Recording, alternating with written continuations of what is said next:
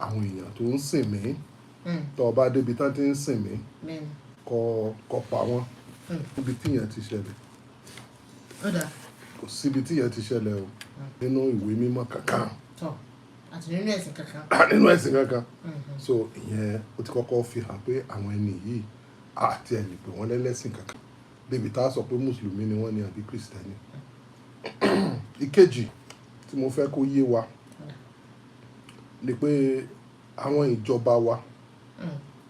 àgbàdàdà gbogbo ara ni mo fi ń gbọ́ yín o. bẹ́ẹ̀ ni mo ní àwọn ìjọba wa kì í ṣe àwọn ìjọba tó wà lóde lónìí èyí tó wà ń bẹ lánàá àti èyí tó wà ń bẹ níjẹta wọn fi gbogbo ara tọ ọ̀rọ̀ wàhálà bá ṣe ń pààyàn àwọn agbésùnmọ̀mí tó bá yẹ kí wọ́n fi taratara ṣe ìjà yìí ni a ní débi tá a dé yìí ibi tá a sì dé yìí orígun tá a dé yìí ẹ̀gún ti di yíù nìyẹn táwọn àgbàlagbà máa ń sọ pé tẹ̀gún bá ti tó àsìkò wọn yọ láriwo máa ń pọ̀ torí ẹ̀gún yìí ó ti ń gún wa lẹ́sẹ̀ tó ní agbára kò dé Kwara tẹ́lẹ̀ àmọ́ ti débì nísìn Kwara North àti Kwara South mọ́júmọ́ òní gan àtúngbọ́ nípa àwọn ìṣẹ̀lẹ̀ kan ojú òótọ́ ni ṣòótọ́ àti ìmọ̀ ṣùgbọ́n bẹ́ẹ̀ ni ṣùgbọ́n o fẹ́mi nǹkan tí ọ̀gbẹ́ni Donald Trump tó jẹ́ ààrẹ orílẹ̀-èdè Amẹ́ríkà sọ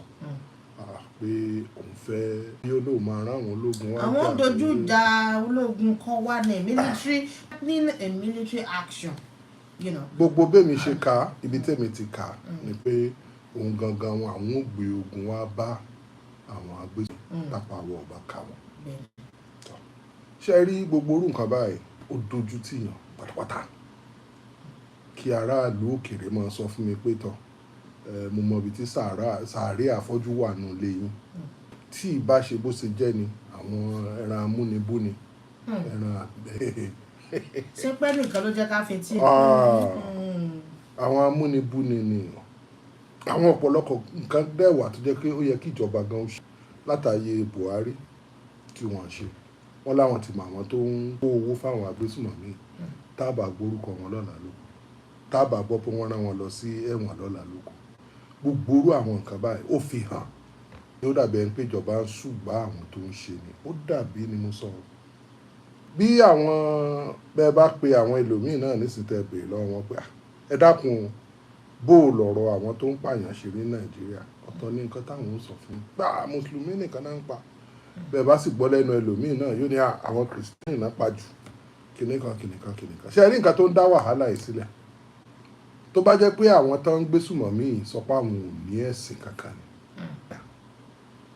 ṣùgbọ́n ọ̀rọ̀ ẹnu wọn ni pé mùsùlùmí làwọn ẹ jẹ́ kí n pa yín lẹ́rìn kan ọ̀ ẹ jẹ́ kí n sọ̀rọ̀ àpẹẹrẹ sọ̀rọ̀ ẹ̀rín bíi eléyìí ẹ jẹ́ n sọ ìtàn kékeré kan fún mi ìgbà tí ọ̀rọ̀ kìíní kọ́kọ́ bẹ̀rẹ̀ ní Borno State ní Maiduguri wọ́n pa obìnrin kan tó jẹ́ DSS mo rò pé àwọn Boko Haram mú ó ṣáà ń parọ́ fún wọn pé wọn kì í ṣe DSS wọ́n ṣáà mú àwọn fídíò fọ́nrán ta kọ́kọ́ rí níwọ̀nyẹn níbi 2011-2012 tí a rí pé wọ́n ń dúnyàn lọ́rùn lórí fọ́nrán bẹ́ẹ̀ nígbà yẹn wọ́n á sọ fún wa pé obìnrin yẹn DSS ni owó ọ̀rọ̀ Kaduna gan lọ̀rọ̀ yẹn ti ṣẹlẹ̀ pé wọ́n á gbọ́rọ̀ láàrin àwọn ni àwọn sì ti gbà mú àwọn ti po DSS ẹni yẹn ṣáà ń pariwo pé wọn kì í ṣe DSS ìgbà tí wọ́n fẹ́ pa wọ́n wá ń ka bìkan nínú Quran wọ́n á béèrè lọ́wọ́ èèyàn tánṣẹ́ tán gómìnà wa ń gbà yẹn ẹ dákun mo sámọ̀ pé mùsùlùmí ni yín kí ni ibi tá ń kà níbi Quran kí ni ìtumọ̀ ẹ̀ wọ́n kò tiẹ̀ ní nǹkan kan ṣe pẹ̀lú nǹkan tá ń ṣe ó dàbí ó ní kò jọra wọ́n náà tiẹ̀ jọra wọ́n ní ó dàbí kéèyàn máa sọ pé nínú Bible pé ó wá ó sì kẹ́rù ẹ̀ ó sọ fáwọn ẹ̀gbọ́n ẹ̀ pé òun ń kó lọ sílùú míì òun fẹ́ lọ máa sin ẹran bẹ̀ kíní kan ó ní kí ni nǹkan tí yẹn bá sọ pẹ̀lú nǹkan tó wà. bí kéèyàn mọ̀ wá ta mọ̀. kò tiẹ̀ sọ̀rọ̀ àtàmọ́ kò ní nǹkan kan ṣe ó ní gbogbo nǹkan tán ń kà pé kò tiẹ̀ ní nǹkan kan ṣe pẹ̀lú ọ̀rọ̀ mùsùlùmí bá àtijọ́ yẹn ni mo ti mọ̀ pé àwọn eléyìí nǹkan míì ni wọ́n. màá béèrè lọ́wọ́ àwọn Fúlàní pa à ń gbọ́ pé àwọn èèyàn yín bíi bòròró àwọn bí pé mùsùlùmí ó ní wọ́n ń ṣe ọ̀pọ̀lọpọ̀ àwọn Fúlàní tá a gbé nira ni mo ti bèrè lọ́wọ́ pé kíní kan táwọn èèyàn ń sọ nípa àwọn tó ń da màálùú àdàrán jẹ Fúlàní wọ́n ní ẹ mọ́ tanra yín wọ́n pa wá ta ní màálùú wọ́n pa wá wọ́n gba màálùú wa ìkànnì yẹn pé kejì pé wọ́n ń ṣe mùsùlùmí ó ní wọ́n ń gbàwẹ̀ wọ́n ń kírun so kí ni nǹkan tó fi pè wọ́n mùsùlùmí ṣùgbọ́n èèyàn tó bá wá láti ìta tí ò sí ilé kò ní mọ gbogbo àwọn ọ̀rọ̀ ẹ̀ àhesọ tó máa ń gbọ́ náà ni bẹ́ẹ̀ lọ́wọ́ àwọn tó wá láti Benue tí wọ́n ń pa ń bẹ̀ Kristẹni ló pọ̀ jù tẹ́ bá béèrè lọ́wọ́ àwọn tó wá láti Southern Kaduna àwọn ará Zaria ni àwọn tó jẹ́ pé wọn kì í ṣe Haúsá àbí Fúlàní Kristẹni lọ́pọ̀lọpọ̀ wọn nínú tá à ń sọ yìí náà Fúlàní tó jẹ́ Kristẹni náà wà gbogbo tá à ń sọ yìí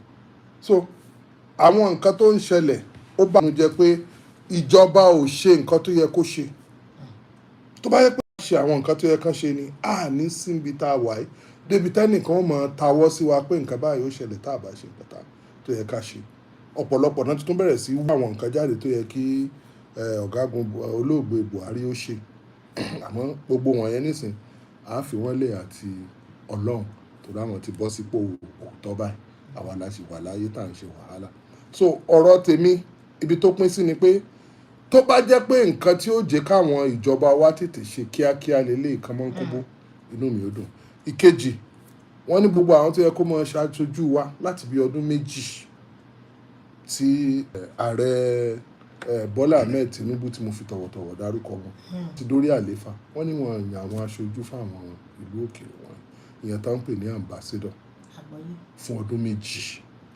bí nǹkan bá ti ń rúgbó bọ̀ bá ambassador lọ́wọ́ kan tètè lọ bá wọn kọ́ sọ fún ọpọ́rọ̀ ò rí bẹ́ẹ̀ o òun náà sì dìde ẹ dákun mo fẹ́ rí ambassador ìkejì bẹ́ẹ̀ mo fẹ́ rí minister for foreign affairs ẹ dákun ọ̀rọ̀ tẹ́ ẹ̀ ń sọ yìí ò rí bẹ́ẹ̀ o ẹ ti ń fún yín láwọn ẹ̀rí máa jẹ́ mi ṣe bẹ́ẹ̀ ni àwọn nǹkan wọ̀nyí àwọn nǹkan kéékèèké báyìí ó máa ń ràn lọ́wọ́ ó máa ń ran orílẹ̀-èdè lọ́wọ́ pé àléyàn kan ń bẹ. bí ìgbà tí a lo aṣojú ń bẹ náà ni bẹ́ẹ̀ni aṣojú náà ní lédè Yorùbá náà. bẹ́ẹ̀ni aṣojú.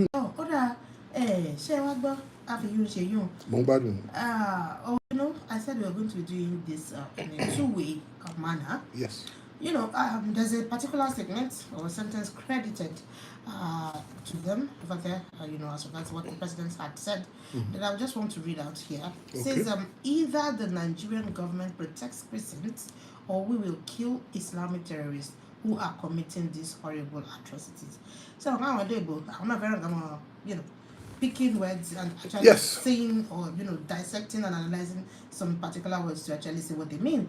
So now looking at this particular sentence, either Nigerian government protects Christians or we will kill the Islam terrorists who are criminally doing these horrible things. Now I would ask that not just me, a lot of people are saying that, well, if he's going to be doing this on this of wanting to protect the lives of, or as a concerned person, like, okay, lives have been lost and all of that, wouldn't it have been better to generalize this? Or would you saying in particular that if they cannot protect the lives of the, like, what about the life of other people who are doing, like in Nigeria, we know we recognize Islamic, Christianity, religions as well, but we also have people of diverse beliefs here also. Are they not what the governments are protecting as well? Yeah, they are. That's automatic. It's given. Not necessarily only Christians, like I mentioned in Yoruba, are being killed. But if you look at certain communities, 90% of the people killed there are Christians. If you look at certain communities as well, quite a sizable amount of the people killed there are Muslims. The community. The opinion that it depends on where exactly the communal area where these issues are coming up. And what he has said is that they would attack the terrorists, Muslim or whatever you call them. It's good for us. All right, I would ask again, how would they be able to decipher actually is that Islamic terrorists or not? Or does this mean, because if you remember very well, there was a time, I think some some, there were statements coming up all the way from America, wherein some people were dissecting that probably the United States had known about those who had, the Boko Haram at that time, probably, knowing them in who they are actually and stuff like that, or financing or sponsoring them to, not the alleged, actually, it's not that it's actually true. But I would ask now that if they're saying this, do they actually really have a way to know who these people are? And if they did know her, why is it that they are not coming on to tell us who they really are, to even see whether our God take over and do something? Well, the unfortunate part about this is that the government claims to know some of the sponsors, and they've not been revealed to us till today. Nobody has been taken to jail. Nobody has been announced as convicted for doing this. Let's put that aside. Right. The second part is that, yes, because they have satellites all over, they see movements of troops, they see all of these things. So, yes, gathering. yes, they know who they are and where they are. Rather unfortunately, too, some of our people have maintained that a lot of these things that are done, they're not able to, like the police, like the soldiers will say, Okay. sometimes they are directed to do some other things, allegedly. When they've cornered some of these terrorists, they are told to step back. All of these things are alleged. But the bitter truth about this is that, I will repeat this again, Okay. if this is going to ginger the Nigerian government you to want do to the real, hammer on yes, that to particular. do what is going to assist us all, both Christians and Muslims, and save us from these people. For me, I'm not going to talk about the sovereignty of Nigeria, because what's the sovereignty of Nigeria to somebody who comes from Babanla? What's the sovereignty of Nigeria for one of those people? May God not make us statistics. These vigilantes that were killed in Kwara South, the ones that were killed in Kwara North. Well, who cares? So far as they are safe. So, but for me, I can tell you this. If I know Nigeria well, we sometimes need some form of encouragement before we perform. And I believe this is going to be one important encouragement. A lot of people don't consider some other international things that are at play. I'm not going to talk about that. And look at how this is going to affect us. In fact, this is going to be an important issue in the 2027 election. Whether we like it or not, it's going to be an important issue. It has already started.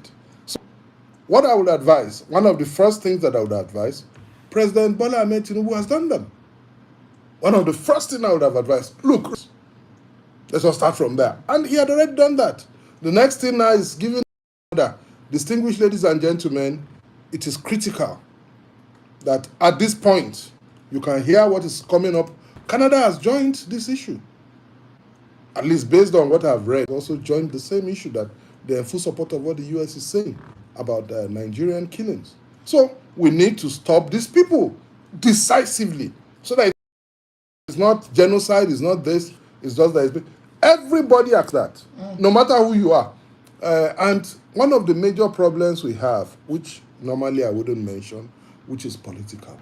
The opposition, we should have rallied with the government. There is no country that there will be an external that everybody will not rally. At this point, we're having a situation where it is winner takes all. So it's happening now in other political parties. You name it, there's crisis in every single party, quote and unquote, except the APC. Some people are saying it is the APC that is causing problems in this political party. I don't have any evidence to that effect.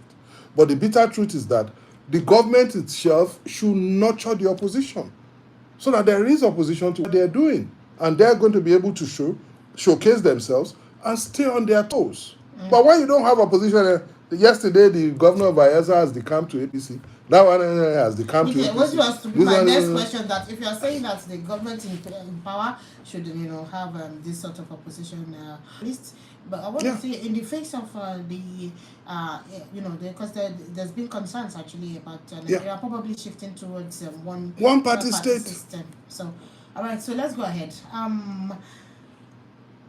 Let's talk about what was said and credited to the Defense Secretary, to be precise, of the United States, as the person of Pete Hegseth, that actually said that we are preparing for action in Nigeria. What would they not ẹ say? ṣe mọ̀ pé báwọn èèyàn bá ti gbọ́ Department of War. War táwọn láwọn prepare for action ṣé kékeré kan bẹ táwọn èèyàn mọ̀ sọ wọ́n ní you better be careful what you wish for. Àbí? wọ́n ọ̀hún Àgbà kò sí nǹkan kan kọ́lọ̀ ń dárí jù ká mọ̀ ẹ̀rọ tí àwọn afọ́fọ́fádà ti wà. kọ́ mọ̀ ní mò ń. kì í ṣe pé wọ́n fẹ́ ṣe invasion tó kì í ṣe gbogbo ẹ̀ ṣáàánú gbogbo ẹ̀ Ọlọ́run ṣàánú wa there are 200. pé ká mọ̀ ṣọ́ra fún tá a bá gbèrò lọ́kàn pé.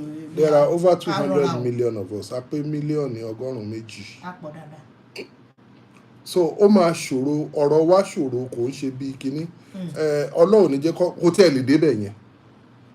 Nǹkan tí èmi rò ni pé wọ́n fẹ́ kí Nàìjíríà ó dìde kan ṣe nǹkan tó yẹ kan ṣe because kò séèyàn tó kínní yìí ó ń pọ̀ sí ni ó ń gbòòrò sí Kwara ń bo kí ló kàn wá pẹ̀lú gbogbo rẹ̀ndẹ̀rẹ̀ndẹ̀ bẹ́yẹn tẹ́lẹ̀ ó ti wọ Kwara nísìnyí ó ti di wàhálà so èmi gẹ́gẹ́ bí ẹnìkan mbà fẹ́ ẹnìkan ló ń prepare fún war ó prepare oníkọ́lá tí ń gbọ́rú ẹ̀ gbogbo ìjà tí Amẹ́ríkà jà tó ń gbówó lé ọjà tó ń ṣe kinní kan ibi ara kálukú títún balẹ̀ nísìnyí wọ́n ti tún sọ pé àwọn fẹ́ parí ìjà àwọn ò fẹ́ kí nǹkan wọn mọ́ gbogbo àgbáyé káwọn àti China kan jókòó sọ̀rọ̀ ibi tí ó kan sí náà ni so àmọ́ ń tuntun sọ lédè Yorùbá tó bá ṣe pé nǹkan tí ó mú ìjọba Nàìjíríà dìde lélẹ́yìí láti fi òpin sí gbogbo pálapàla tá a sì mọ̀ pé ìjọba lágbára láti ṣe tí wọ́n sì ṣe Ọlọ́run ràn gbogbo wa lọ́wọ́ yóò sì ṣe bẹ́ẹ̀ a lè sùn a lè fojú wa méjèèjì sùn bẹ́ẹ̀. ọ̀dà prince ẹja padà sí ìpínlẹ̀ Kwara torí mo rí gbàgbà tẹ́ ẹ̀ sọ̀rọ̀ tí mo ní ìpínlẹ̀ Kwara wọ́ sẹ́wọ̀n palẹ̀ ọgbẹ́ èbúté.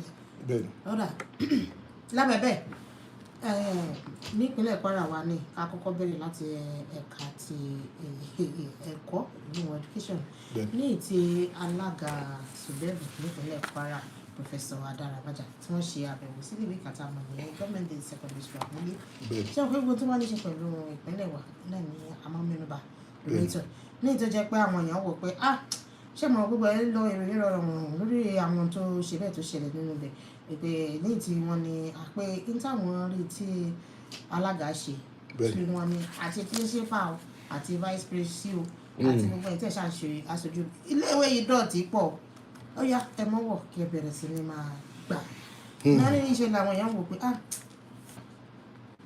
ìpè ó kù díẹ̀ káàtó ṣé àwọn tó jẹ́ tíṣà láwà tó ní ká máa gbálẹ̀ àwọn tí àti ẹ̀ ní káwọn ọmọ iléèwé ó gbálẹ̀ ní kí àwọn tó jẹ́ pé ṣe ó kù díẹ̀ káàtó.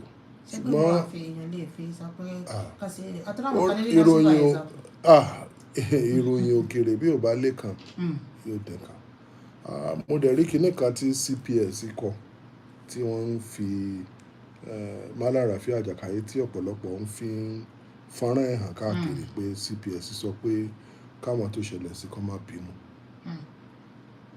pé ọ̀rọ̀ ló ká prof lára tọ́rọ̀ fi rí bó ṣe rí yẹn èmi gẹ́gẹ́ bí ẹnìkan ìhà tí àwa kọ sí eléyìí ni pé tó bá yẹ pé lóòótọ́ ni gbogbo eléyìí tí prof bá ti sọ pé ká má bínú pé ọ̀rọ̀ ló ká wọn lára débẹ̀ ọmọ àlè ní máa rínú tí ò ní bí ọmọ àlè náà là máa ń bẹ̀ tí ò ní gbà kò yẹ kí ọ̀rọ̀ yìí ó kọjá ibi tó dé tó bá yẹ kán fara mọ́ ni gbogbo àná náà là ń gbọ́ pé táṣà ń gbé bójú òótọ́ ni bó ṣe rọ̀ ní àwọn ó wà lórí ayélujára pé kọmíṣánná fún ètò ẹ̀kọ́ Dr. Ọlọ́run gbẹ́bẹ̀ pé wọ́n lọ sí skul yẹn pẹ̀lú Professor Adaramoja láti lọ bá wọn sọ̀rọ̀ nǹkan tó padà ṣẹlẹ̀ àgbọ̀ ẹ̀yìn ìgbà yẹn náà tún bẹ̀rẹ̀ sí gbé fọ́nrán oríṣiríṣi jáde pé àwọn tán kọ́kọ́ gbé ọ̀rọ̀ yìí dìde pé wọ́n ti gbé wọn wọ́n ti rọ̀ wọ́n kúrò ní ipò tán wà wọ́n ti di ìmóòtì wọn ní òyìnbó gbogbo ẹ̀ náà là ń gbọ́ lánàá ṣùgbọ́n nǹkan tí mo fẹ́ kó yé kálukú ni pé kò sí èèyàn tó kọjá ìbáwí kò dẹ̀ séèyàn tó mọ̀ ń ṣe ó lè jẹ́ pé bó ṣe ká wọn lára náà sì sọ̀rọ̀ níjọ́ yẹn kò sì bá nǹkan tó ṣẹlẹ̀ mu ìbá sàn ẹ má bínú ara ló ta mí kò yẹ kó rí bẹ́ẹ̀ nítòótọ́ ìyẹn ti kọjá nìyẹn ṣùgbọ́n tá a bá ní kátà ń sọ ni èèyàn tó bá sì sọrú ẹ̀ á kọ́ lọ́gbọ́n á gbé kúrò níbi tó wà á rọ̀ lóyè tẹ́ tó ń dẹ́rù bà àwọn èèyàn ẹ wo ohun tó ṣẹlẹ̀ pẹ̀lú gómìnà wa Malam Abdulrahman Abdulrazak tí mo fi tọ̀wọ̀tọ̀wọ̀ dárúkọ wọn nígbà tán lọ sí kíní ìsìnkú Chief C.O. Adébáyọ̀ Bishop Amao ṣèdídé pé gómìnà wa àwọn òṣìṣẹ́ fẹ́ báyìí gómìnà ò dẹ̀ sọ̀rọ̀ ṣùgbọ́n àwọn abẹ́síkáwọ́ wọn kò sórúkọ tí wọ́n pe Archbishop Amao tán gbà tó sì di bí ijọ́ mẹ́ta sí ijọ́ tí Archbishop Amao sọ̀rọ̀ gómìnà làwọn ti fi 8.1 million sílẹ̀ 8.1 billion lórí ètò lọ́sẹ̀ tó kọjá pé tán wọ́n gbé 8.1 billion lẹ̀ wọ́n ní ká máa fi ṣètò bí wọ́n ṣe sanwó fáwọn òṣìṣẹ́ fẹ̀yìntì ṣé ọ̀rọ̀ yẹn ò parí síbẹ̀ àwọn abẹ́síkáwọ́ tán bú èébú nísìn ẹnu wọn àgọ́ ọ̀rọ̀ tí ò yẹ kó jáde lẹ́nu wọn ti jáde èèyàn tọ́rọ̀ kàn gangan wọ́n ti ṣẹ̀tọ́ kò tán. ṣé pé ńgbà mí èèyàn máa ń wo ẹlímẹ́ǹtì tí bá ń bẹnu mẹ́sẹ̀gì.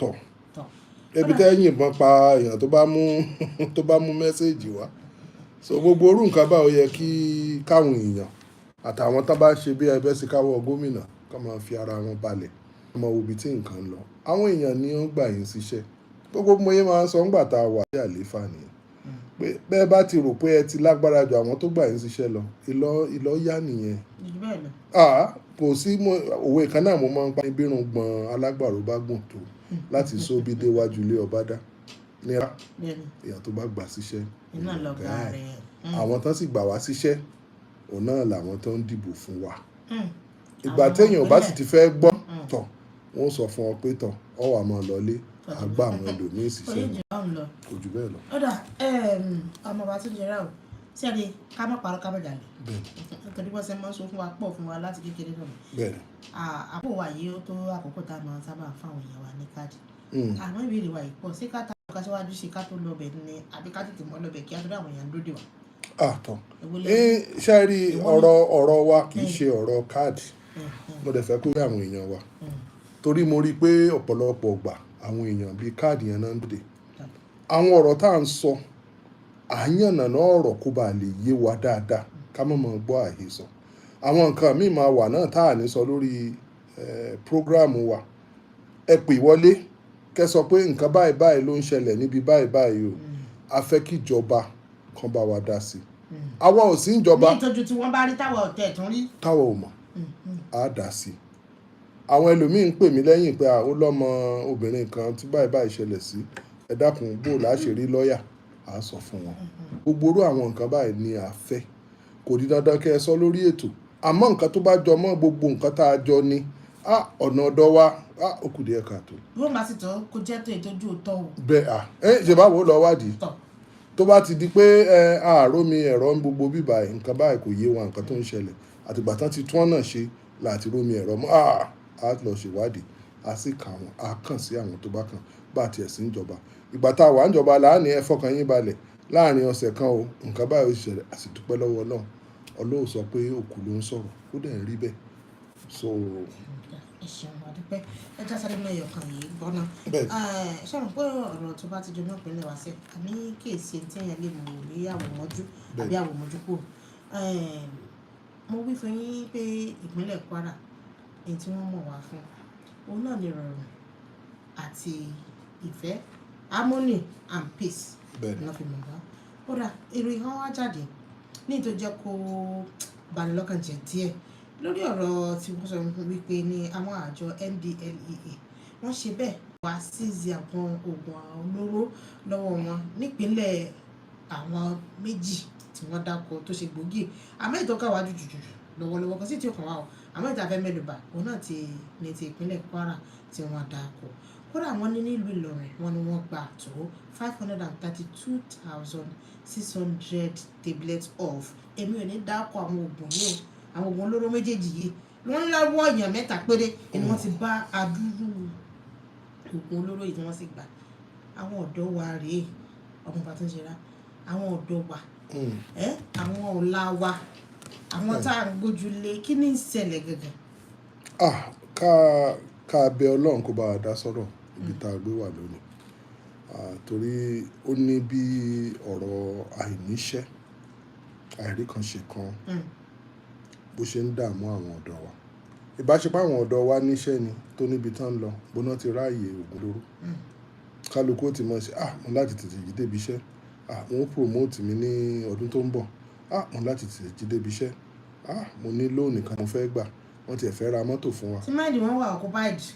Bẹ́ẹ̀ni, gbogbo orú nǹkan báyọ̀ ni máa ṣẹlẹ̀, ó dẹ̀ bàyàn nínú jẹ́ torí pé àwọn èèyàn náà, àwọn tó ń ṣiṣẹ́ nǹkan olóró wọ̀nyí, wọ́n rí pé Kwara ó dákẹ́ rọ́ ni, a kì í gbọ́ gbogbo orú pálapàla yẹn bí báyìí, à ń gbọ́ pọ́npáyàn, à ń gbọ́ pé oògùn olóró kìíní kan bíi mélòó kan wọ́n kó wọn àtúnígbùrò wọn mọ́, ìsìn wọ́n ti wá fẹ́ sọ Kwara dìbùdó, Ọlọ́run sì ní gbà fún gbogbo orú àwọn nǹkan báyìí àti bẹ̀rẹ̀ lójú kòtòkòtò tí máa ń gbé.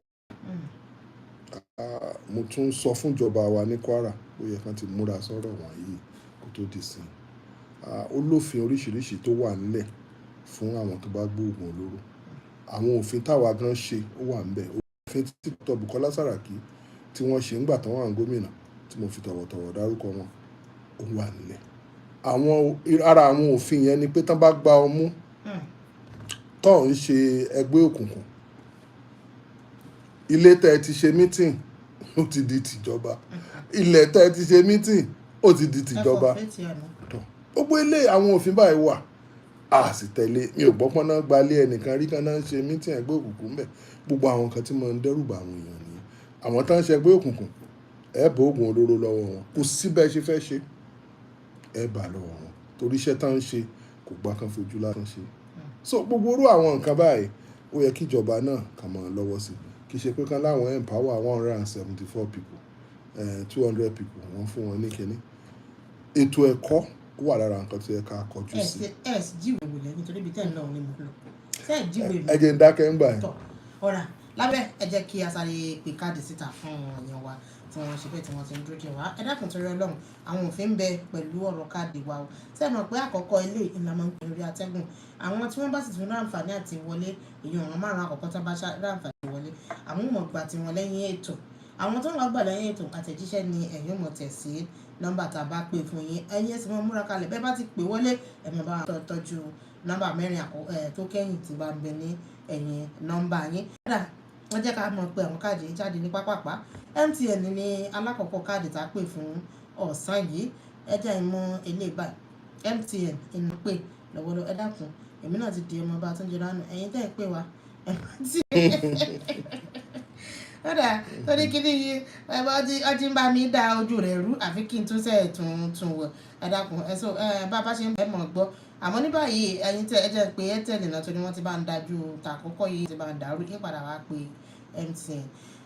Ẹ̀yin tí ó dàbí pé mo ti rójú tù rẹ̀ 16 MTN lélẹ́yìí o 1682 33 70 10 69 45 713 lẹ́ẹ̀kan sí 182 33 70 10 69 45 713. Eléyìí tó tẹ̀lé náà ni 61 14 33 13 63 58 77 782 lẹ́ẹ̀kan sí 61 14 33 13 63 58 77 782. Ètò kẹ́yìn tó jẹ́ MTN tọ̀sán yìí 25 28 07 16 14 17 99031 lẹ́ẹ̀kan sí 25 28 07 16 14 17 99031. Lẹ́yìn tó jẹ́ Airtel, ẹ máa gbọ́ mi dáadáa o, Airtel òun náà ni 17 ẹ dákun 1170 64 89 48 30 6775 lẹ́ẹ̀kan sí 1170 64 89 43 48 30 6775.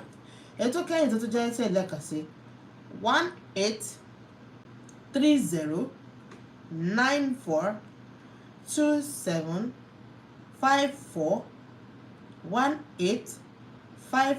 18309427585803 lẹ́ẹ̀kan sí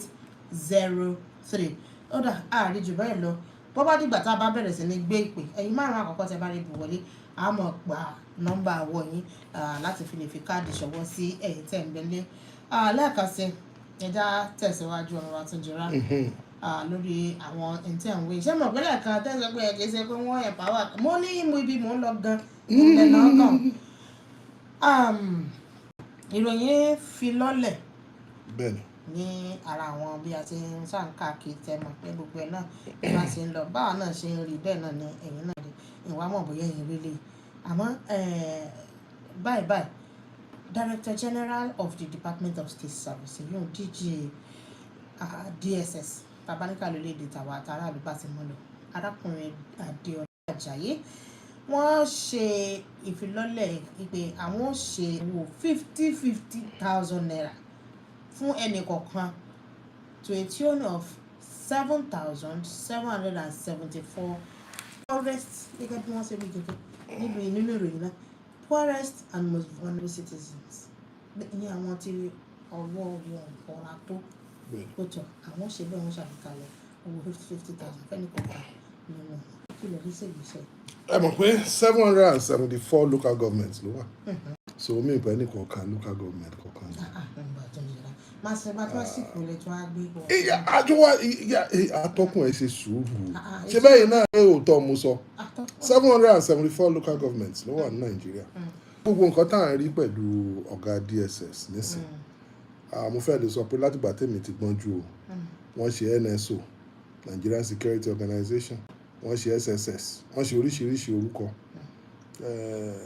but àti rí ọ̀gá tó jẹ oyè tọ́dọ̀ ẹ̀ rí báyìí ibẹ̀ náà láti rí àwọn nǹkan tó joyè tó ṣe pé àwọn ọmọọṣẹ́ wọn ní ká máa bá wọn nu bàtà ibẹ̀ láti rí àwọn tó jọ̀gá DSS tó jẹ́ pé ìyàwó wọn àti àwọn wọn náà ń lo gbogbo nǹkan tó jẹ́ ti DSS gbogbo mọ́tò DSS ní gbogbo oríṣiríṣi nǹkan àmọ́ ẹ̀mẹ́jà mẹ́rin lé yẹn ibẹ̀ láti wá rẹ́lòmíì nísìn nǹkan tó sọ nìyẹn pé èdè àbí ẹ̀sìn kò ní nǹkan kan nípa pé èèyàn mọ nǹkan tó yẹ kó ṣe bí àbá ti mọ nǹkan tó yẹ kó ṣe èdè àtẹ̀sìn ò ní nǹkan kan ṣe pẹ̀lú ẹ̀ òun náà ṣàpá ti sọ̀rọ̀ ọ̀gá DSS sẹ́yìn tẹ́lẹ̀ pé bí ó bá ṣe bó ṣe jẹ́ ni ọdún ti wọnú ara wọn a sì ti rí àwọn èèyàn wa bá sọ̀rọ̀ táwọn bá fún wa ní owó ká fi ṣe àwọn bíi kí náà ti ń pè ká fi ṣe award irú ọ̀gá ọlọ́pàá CP Kwara ẹni náà fẹ́ ṣe fún Supo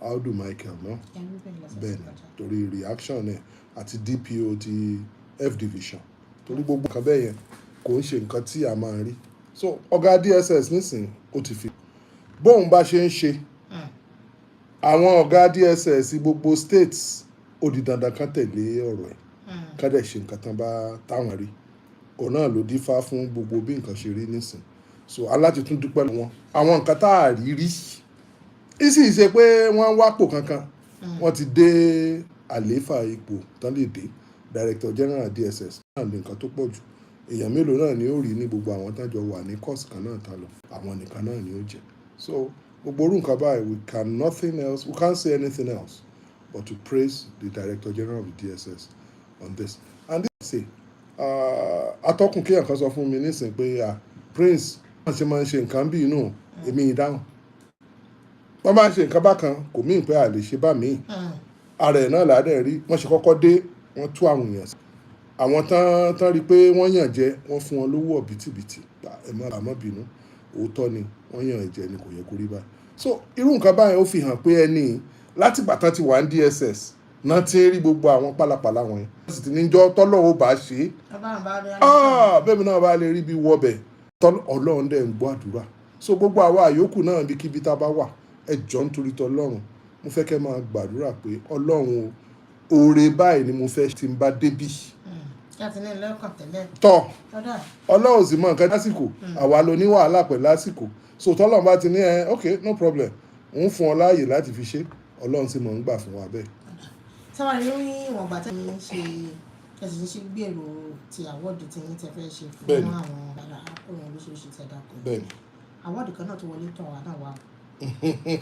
Sẹ́ńgọ́. Nípínlẹ̀ Kwara. bẹ́ẹ̀ni. Náà wà Alhaji Abdulrahman Abdulrazak. Wọ́n ṣe bẹ́ẹ̀ fún wọn ní àwọ́dù kan. Àwọn tó sì ṣe àgbékalẹ̀ àwọ́dù náà ni Nigerian Association of Christian Journalists. Nínú àwọn ìdí tó ṣe pàtàkì tí wọ́n ní àwọn fi ṣe bẹ́ẹ̀ fún wọn ní àwọn àwọn ní transparency in leadership. Orí ètò yìí àwọn bá tún jẹrà a ti gbọ́ orí tẹ̀sọ́ pé ẹ fẹ́ kí ìjọba tó wà lórí àlefa ẹnu pọ́n ti gbìyànjú àti ṣe àwọn accountability and transparency. Àbí àwọn sì náà wọ́n fún wọn náà wọ́n di transparency in leadership. Mo ní bóyá wọ́n ní ìdíkẹ́ táwọn rí fa tẹ́yìn òye ọ̀run wà tí jẹ́. ó ṣeé ṣe bẹ́ẹ̀ èmi ò bínú ẹnikẹ́ni fún èèyàn tó bá ń fẹ́ láwọ́ọ̀dù ìdí tí mo fẹ́ fún DG DSS láwọ́ọ̀dù gbogbo ẹ̀ ni mo sọ yìí àmọ́ transparency in leadership when you listen to that you find that is ambiguous and is untenable in the sense that how do you explain that? Transparency in leadership, not transparency in governance. They are two separate things. As a leader, it might be transparent, but what about governance? We've been challenging the state government. When I was the state secretary of the PDP, I asked categorically that, okay, you renovate 600 plus primary schools under the SUBEB. Please let us have the list of the schools. Let us have the BQs. I spoke about this extensively. It was like every program I asked that question. If we're going to receive that tomorrow. Now, ENET Elite Network for Development, headed by Professor Alagbonsi, they're asking the same questions. And so, where is the transparency? We cannot Freedom of Information Act. So, how do we get information? And how does your leadership become transparent? But I won't leave for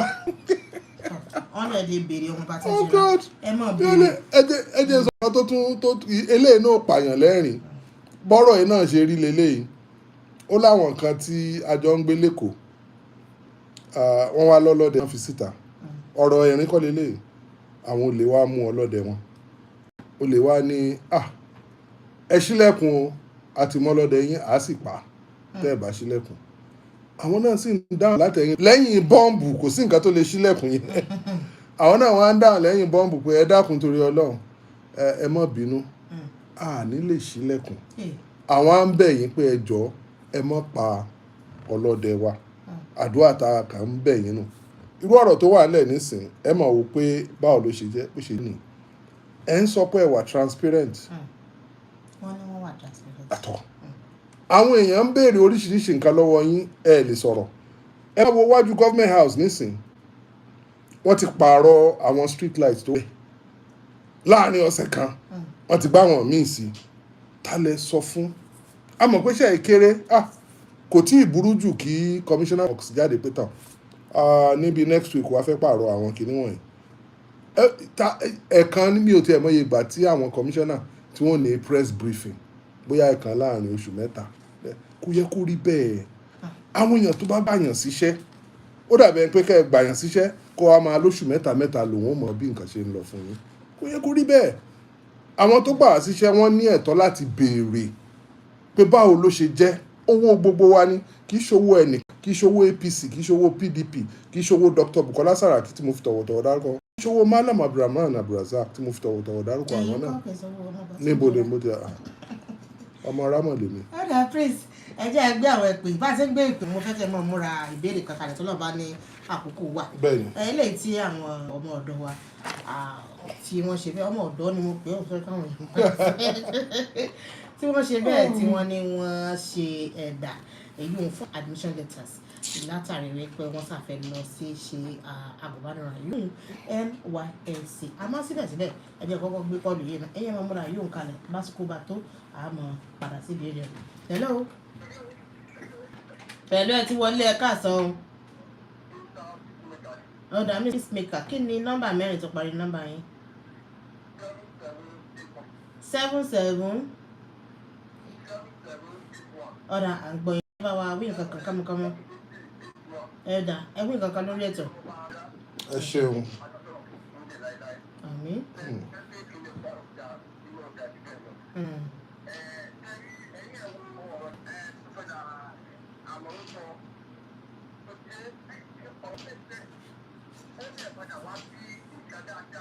bẹ́ẹ̀ni.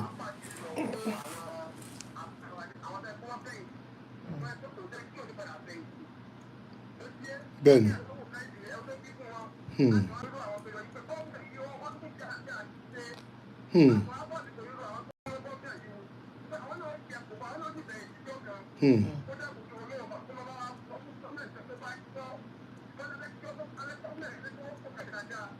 àmín àmín àmín.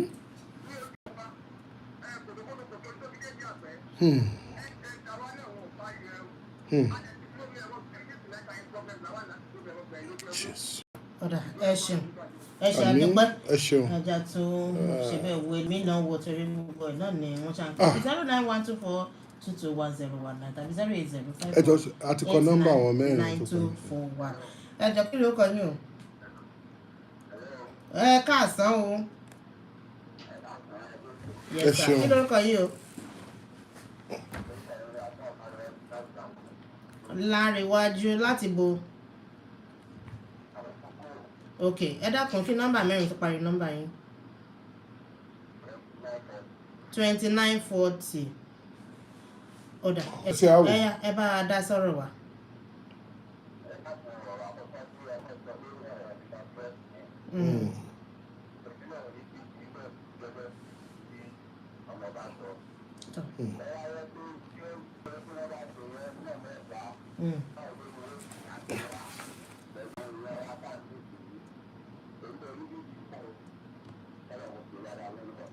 Amen. ẹ ṣeun àdúpẹ́ ẹ ṣeun. ẹ gbọ́ ó dàbí pé wọ́n náà tún sẹ́yìn tí ẹ̀wé ni. àtọ̀. bó bá jẹ́ gbọ́gbọ́ ṣe rí náà ní tí gbogbo ó fi mọ according to them wọn ni bẹ́ẹ̀ náà làwọn fẹ́. hello ẹ káàsán kí ló kọ yín o. Yusuf láti Fati kí ni nọ́mbà mẹ́rin tó parí nọ́mbà yín 7241. ẹ ṣeun. ok àti. ẹ ṣeun. àmín àmín.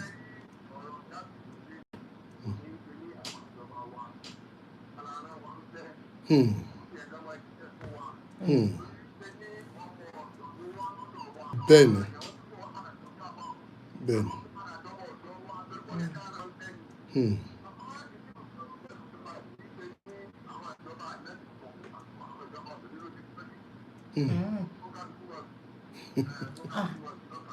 ọ̀rọ̀ wọ́n ní ẹ̀jú ẹ̀ bá jẹ́ wọn pé wọ́n yára jọba àná wọ́n pè mí. ọlọ́run ó ṣàánú mo tiẹ̀ gbádùn nǹkan tí Mr Peacemaker sọ èmi náà tún fi àsìkò yìí bẹ àwọn Malam Abdulrahman Abdulrazak the Governors Forum chairman also the Sardauna of Garin Ilori CON I use this opportunity to appeal to please release our severance package from about 7 years ago. Severance package. Bẹ́ẹ̀ni à ń bẹ̀ wọ́n ní àlágídí ṣe àpò tẹ́lẹ̀ máa ṣẹ́nu pétépété kíníkan eléèbẹ̀ ló bá dé. ẹ káàsán o ẹ lọ́wọ́ orúkọ yín o mọ́mí ọpẹ́ láti Táíwò ẹ fún wa nọ́mbà mẹ́rin tó parí nọ́mbà yín 3283. ok à ń gbádùn yín. ẹ ṣeun. ẹ ṣeun. amen amen amen. ẹ ṣe àdúpẹ́ ọ̀dà ẹja ẹ ṣeun mà ẹja tún wọ ẹnì kí n sì kó fi pé iye tá à ń wá kí ẹ ṣe pé ẹ̀ nílé pé wà mọ́ iye tí a fẹ́ tiẹ̀ pé ká fi káàdì ṣọwọ́ sí lọ́dọ̀ àkókò wa náà ní súré tètè àbí bẹ́ẹ̀ kọ́ hello ẹ káàsán o hello ẹ káàsán láàrin ìṣẹ́jú kan kí lorúkọ yín o. yín láti alágbàdo ọ̀dà kí ni nọ́mbà mẹ́rin tó parí nọ́mbà yín.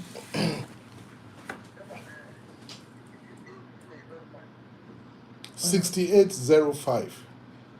ọ̀dà ẹ má bínú nílé ìgbọ́n pọ̀ láti ẹnu tọ̀dọ̀ tí wọ́n torí àkókò wa lónìí ọ̀dàkùn ọ̀bìnrin àfọlọ́mbẹ yín ìdàkùn.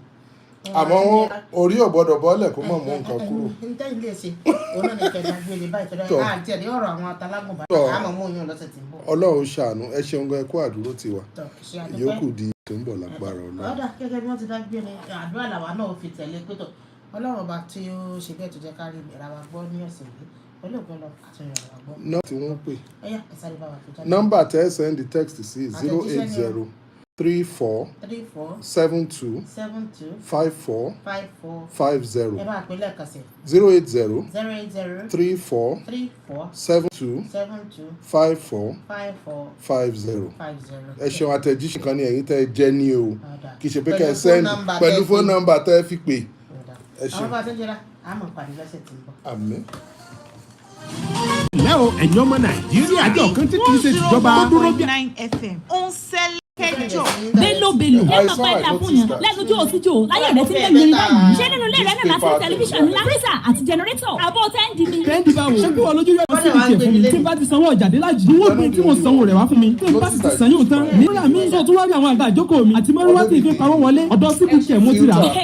CDK àtúrò ẹ̀dá ọ̀fun òṣèlú ohun lẹ́yìn náà ti bá yẹn ṣe àwọn ohun èlò ilé tàbí ọ́fíìsì bíi ọ́fíìsì table ọ́fíìsì chair freezer handset ọ̀kadà wọ́wá mọ́tò àwọn ohun èlò ilé ìdáná àti bẹ́ẹ̀ bẹ́ẹ̀ lọ ẹ lọ dá lójú CDK lórí Google Play Store tàbí App Store sórí fóònù yín ẹ ṣàṣàyàn tẹ́ ẹ bá fẹ́ rà ń bẹ̀ ẹ sì bá yẹ kí àkókò tó rọ̀ yín yín ẹ lọ́kọ́jọ́ ọ̀sẹ̀ sí oṣù méjìlá ẹ bá ti sanwó yín délẹ̀ jù wọ́n gbé iṣẹ́ bá fẹ́ rà wá fún yín láti yọkù lọ àwọn ọjà wọn fi ní lọ́kàn balẹ̀ torí wọn kì í gba rìbá tí wọn kò sì ní bèrè fún onídùúró kankan ọ́fíìsì CDK nílùú Ìlọrin wà ní nọ́mbà 2 Ọ̀túnọlá Adébáyọ̀ Close behind Kitchen Mall